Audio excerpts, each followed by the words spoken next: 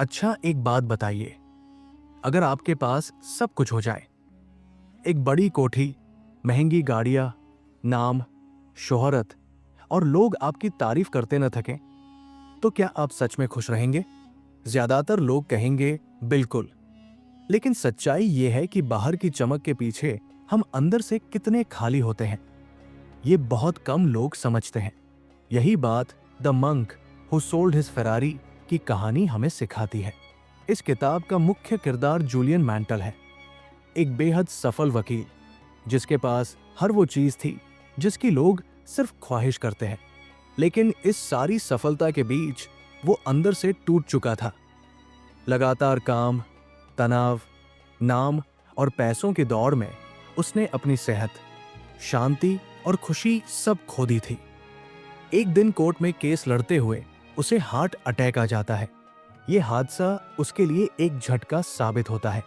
तब उसे एहसास होता है कि उसने पूरी जिंदगी दौड़ में तो निकाल दी, लेकिन जिए हुए एक भी पल को सच में महसूस नहीं किया।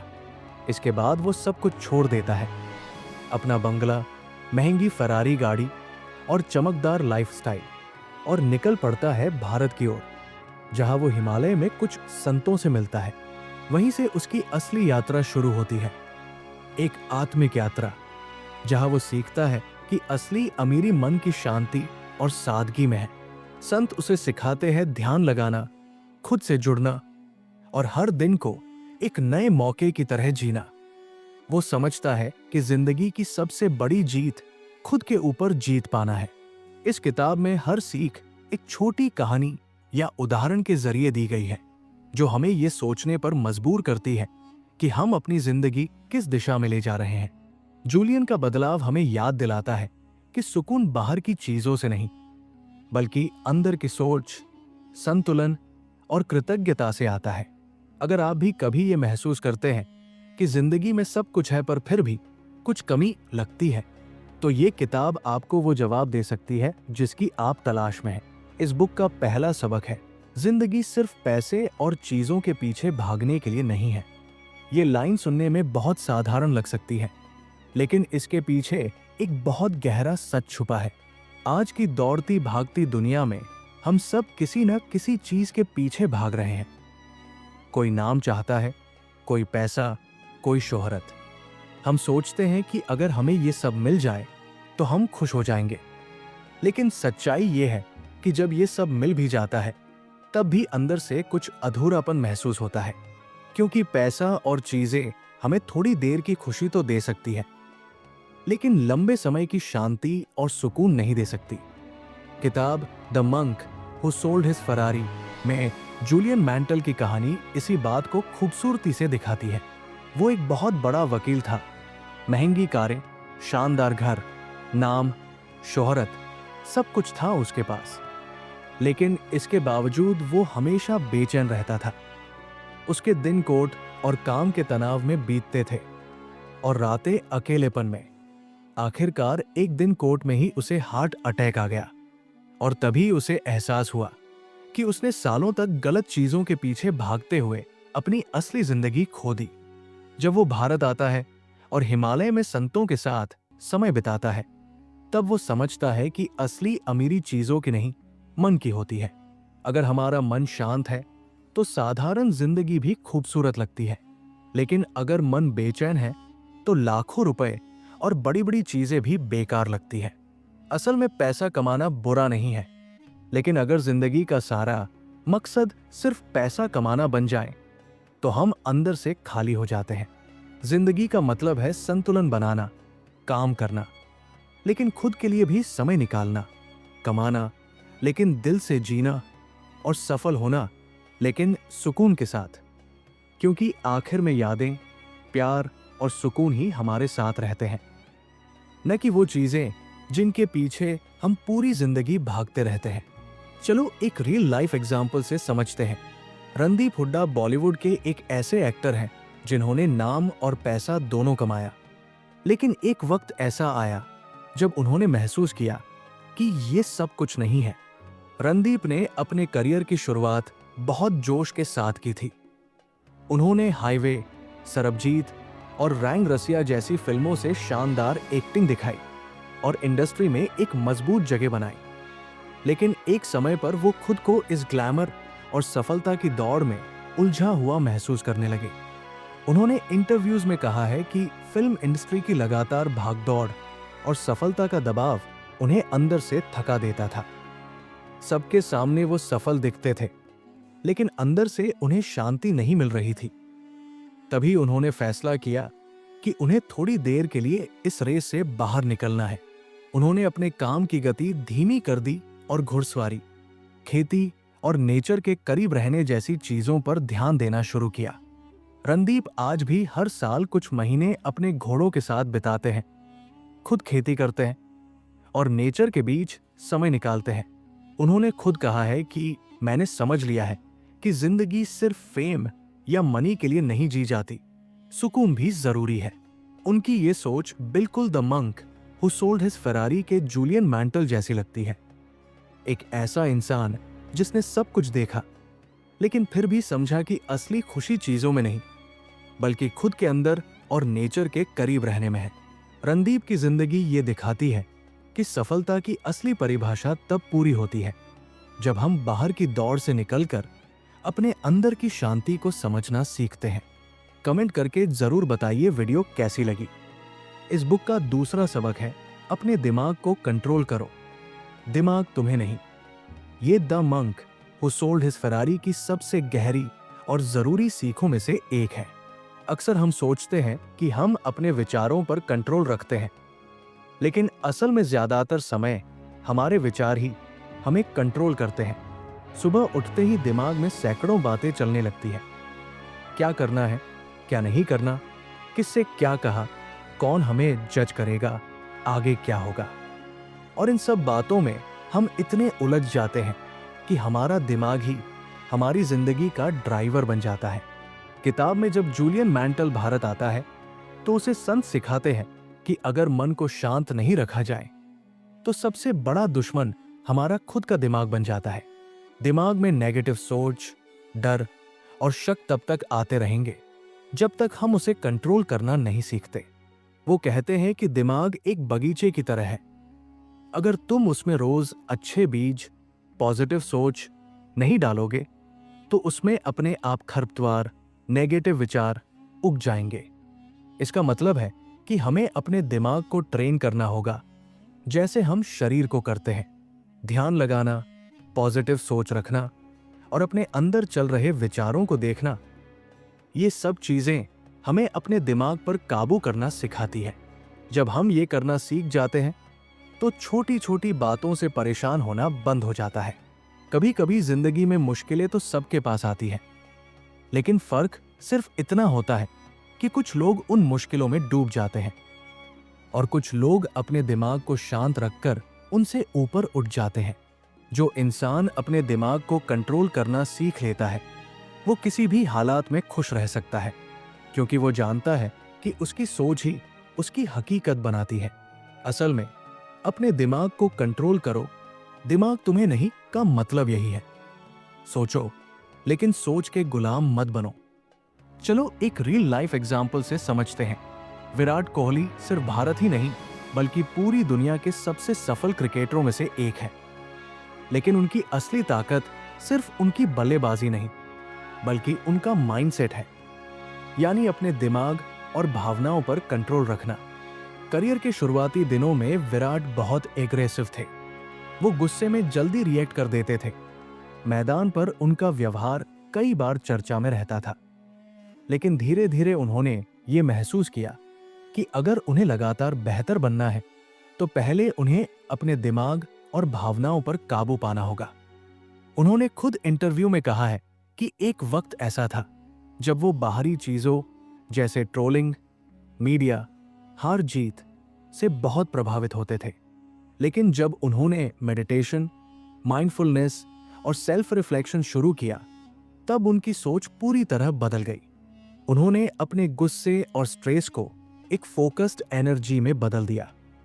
अब वो मैदान पर शांत रहकर भी उसी जुनून से खेलते हैं, लेकिन दिमाग के कंट्रोल के साथ। विराट कहते हैं, अगर तुम्हारा दिमाग शांत नहीं है तो तुम्हारी टैलेंट भी काम नहीं आती। तुम्हें अपनी सोच को कंट्रोल करना सीखना ही पड़ेगा। एक समय था जब उनकी खराब फॉर्म के कारण सब उन पर सवाल उठा रहे थे, लेकिन उन्होंने खुद को टूटने नहीं दिया। उन्होंने सोशल मीडिया से दूरी बनाई, खुद के साथ समय बिताया और अपनी मानसिक शांति पर काम किया।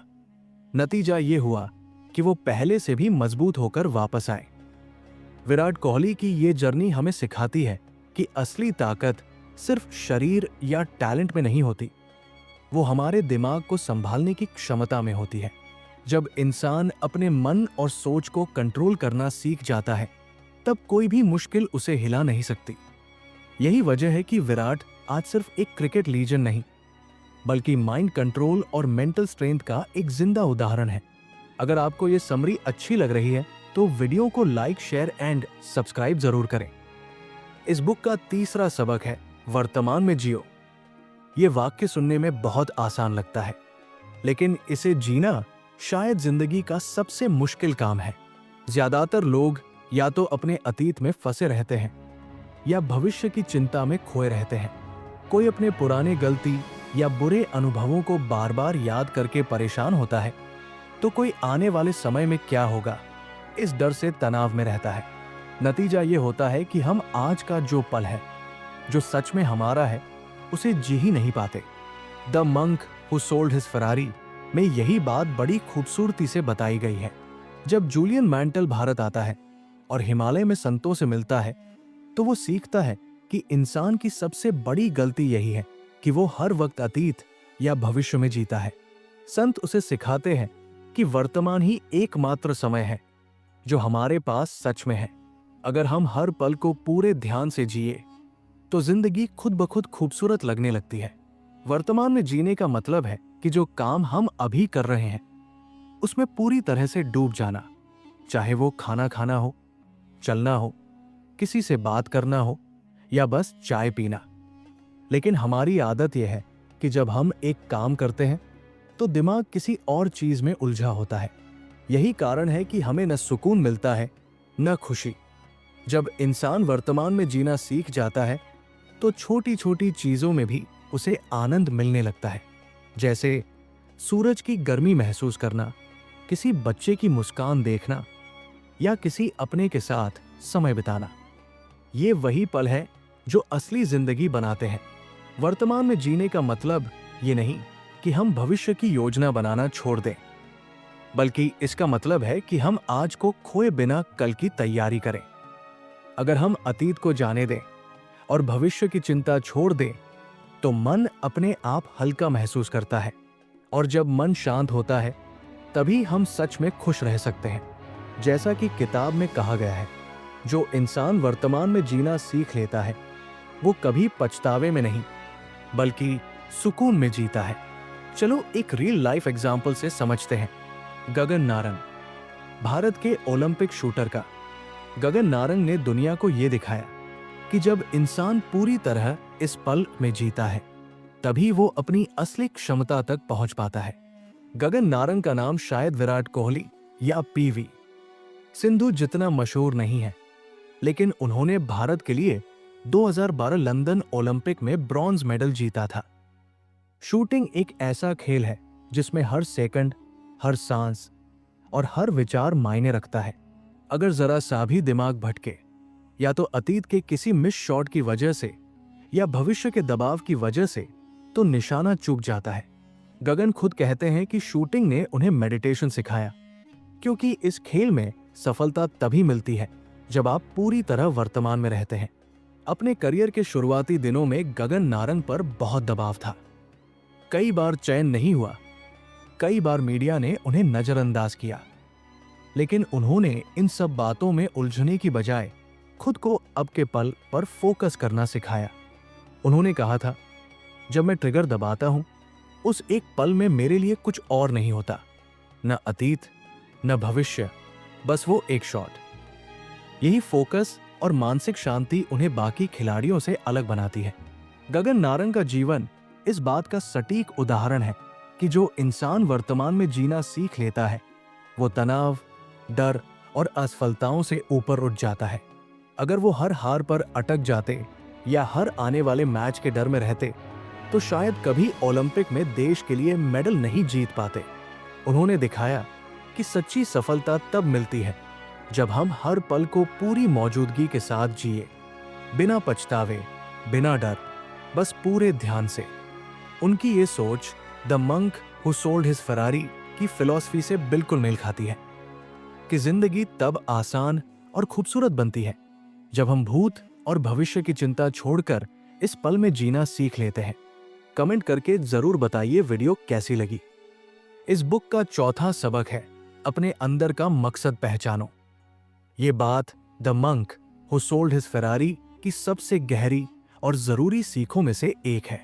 ज्यादातर लोग अपनी जिंदगी में बहुत कुछ करते हैं, पढ़ाई, नौकरी, बिजनेस, पैसा कमाना, परिवार चलाना, लेकिन अगर उनसे पूछा जाए कि आपका असली मकसद क्या है, तो बहुत कम लोगों के पास उसका साफ जवाब होता है।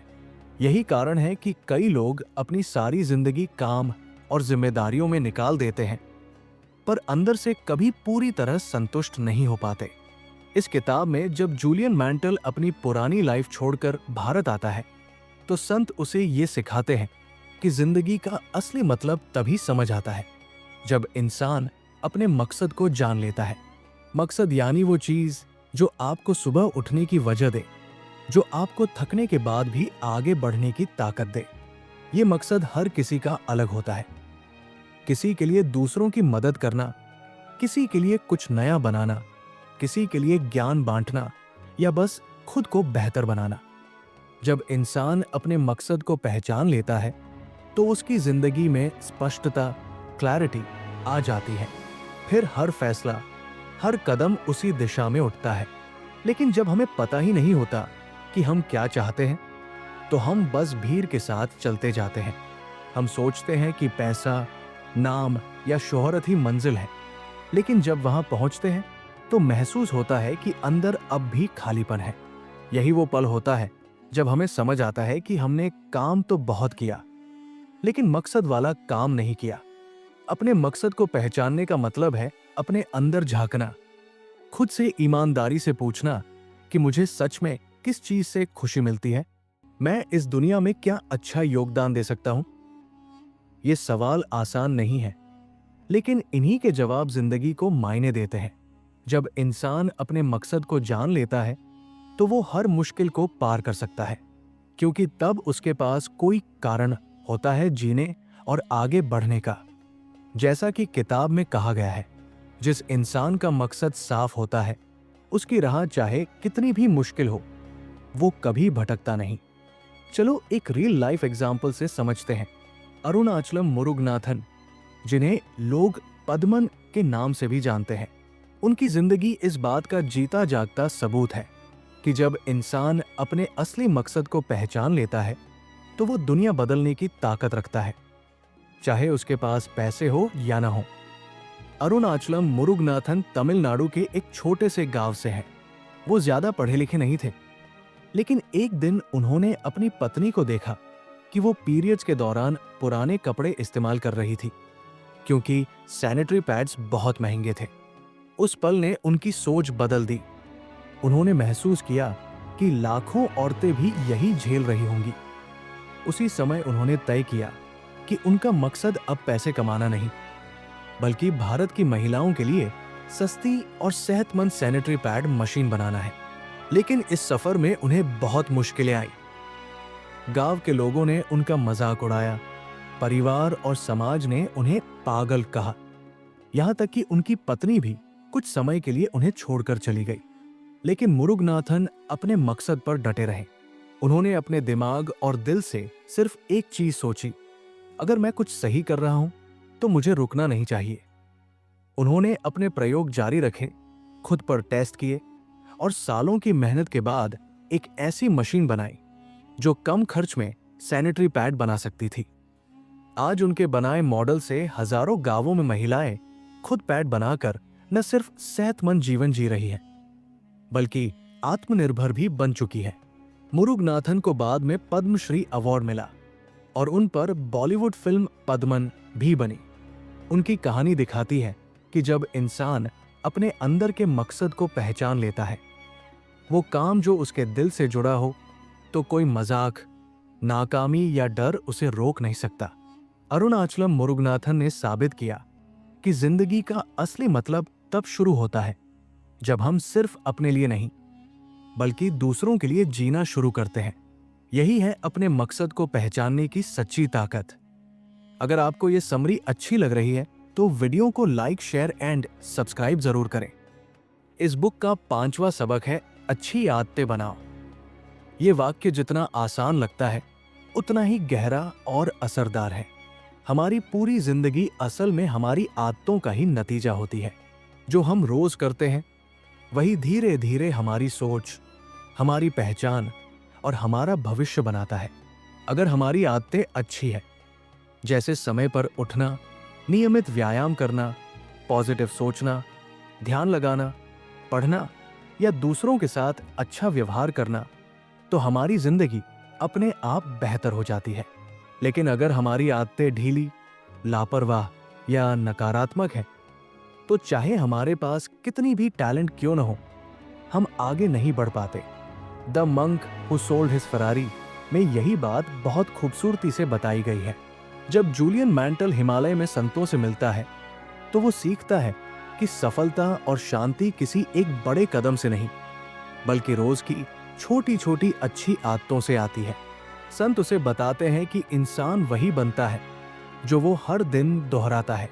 अगर वो हर सुबह कुछ मिनट ध्यान करता है, कृतज्ञता महसूस करता है, अपने दिन की योजना बनाता है और अपने लक्ष्य पर काम करता है, तो धीरे धीरे उसका मन मजबूत और संतुलित हो जाता है। अच्छी आदतें बनाना शुरू में आसान नहीं होता, लेकिन यही वो चीज है जो जिंदगी में सबसे बड़ा फर्क लाती है। जैसे अगर कोई रोज सिर्फ 10 मिनट पढ़ने की आदत डाल ले तो 1 साल में वो दर्जनों किताबें पढ़ सकता है। अगर कोई रोज थोड़ी देर अपने लक्ष्य पर काम करे तो कुछ सालों में उसका सपना हकीकत बन सकता है। ये छोटे कदम धीरे धीरे बड़ी सफलता में बदलते हैं। किताब हमें सिखाती है कि हमें अपनी बुरी आदतों को छोड़कर अच्छी आदतें अपनाने की जरूरत है, क्योंकि हर बार जब हम कोई अच्छा काम दोहराते हैं तो हमारा दिमाग उसे और मजबूत करता है, और जब अच्छी आदतें ऑटोमेटिक बन जाती हैं तब जिंदगी आसान और अनुशासित महसूस होती है। जैसा कि किताब में कहा गया है, तुम अपनी आदतें बनाओ वरना तुम्हारी आदतें तुम्हें बना देंगी। यानी अगर हमने अपनी आदतों को संभाल लिया तो हमने अपनी जिंदगी को संभाल लिया। चलो एक रियल लाइफ एग्जाम्पल से समझते हैं। पृथ्वीराज चौहान चौधरी, जिन्हें ज्यादातर लोग फिटनेस यूट्यूबर और मोटिवेशनल स्पीकर फिट मुस्कान के कोच पृथ्वीराज के नाम से जानते हैं। उन्होंने अपने जीवन से ये साबित किया है कि अगर इंसान अपनी रोजमर्रा की आदतों को बदल ले तो वो किसी भी मुश्किल को मात देकर एक नई जिंदगी बना सकता है। पृथ्वीराज का बचपन बहुत सामान्य था। उन्होंने कोई बहुत बड़ा बैकग्राउंड या सपोर्ट नहीं देखा। जब वो कॉलेज में थे तब उनका वजन ज्यादा था, आत्मविश्वास कम था और जिंदगी में कोई खास दिशा नहीं थी। लेकिन एक दिन उन्होंने तय किया कि अब वो धीरे धीरे अपनी आदतें बदलेंगे। चाहे वो सुबह जल्दी उठने की, 1 घंटा एक्सरसाइज करने की, हेल्दी खाना खाने की या हर दिन खुद को थोड़ा बेहतर बनाने की आदत हो। शुरू में ये मुश्किल था क्योंकि दिमाग और शरीर दोनों पुरानी आदतों के आदी थे। लेकिन उन्होंने खुद को रोज याद दिलाया कि छोटे छोटे कदम ही बड़ी मंजिल बनाते हैं। धीरे धीरे उनकी ये अच्छी आदतें उनके जीवन की पहचान बन गई। उन्होंने न सिर्फ खुद को फिट बनाया बल्कि हजारों लोगों को फिटनेस और पॉजिटिविटी सिखाई।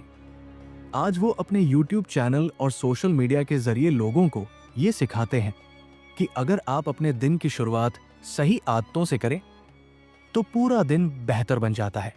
वो कहते हैं, consistency is the real magic. यानी अगर आप रोज थोड़ा थोड़ा बेहतर करते रहेंगे तो नतीजे अपने आप दिखेंगे।